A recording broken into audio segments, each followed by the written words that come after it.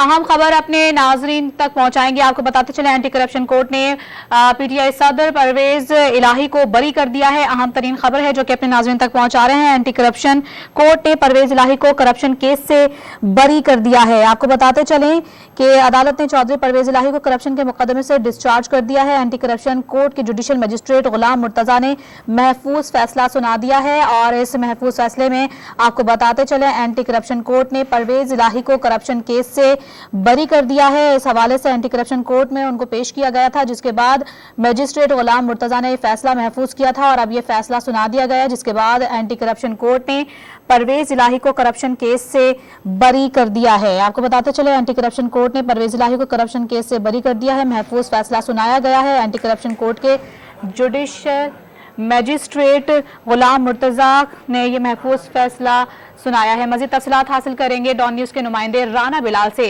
राना बिलाल, बताइएगा, corruption case से इनको बरी कर दिया गया है, आपके पास क्या ताज़ा तरीन इत्तलात और खबरें हैं?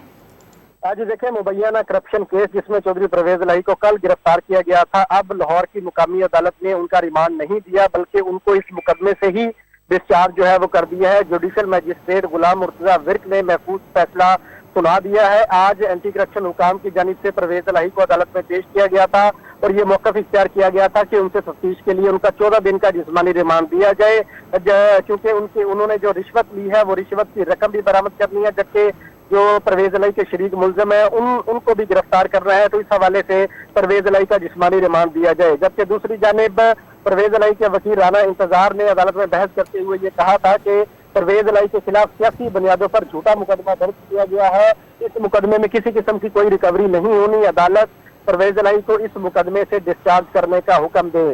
जुडिशल मजिस्ट्रेट गुलाम मुर्तजा विर्क ने तफसीली दलाल सुनने के बाद ये फैसला महफूज कर लिया था, जो कि अब से कुछ देर पहले अदालत ने फैसला सुनाते हुए परवेज इलाही को करप्शन के इस मुकदमे से डिस्चार्ज कर दिया है। लेकिन इससे कबल ही एंटी करप्शन हुकाम जो है वो परवेज इलाही को लेकर अदालत से रवाना हो गए थे और उन्हें एंटी करप्शन हेडक्वार्टर में मुंतकिल किया गया था। लेकिन अब अदालत ने महफूज फैसला सुना दिया है और इस करप्शन के मुकदमे में अदालत ने परवेज इलाही को डिस्चार्ज कर दिया है।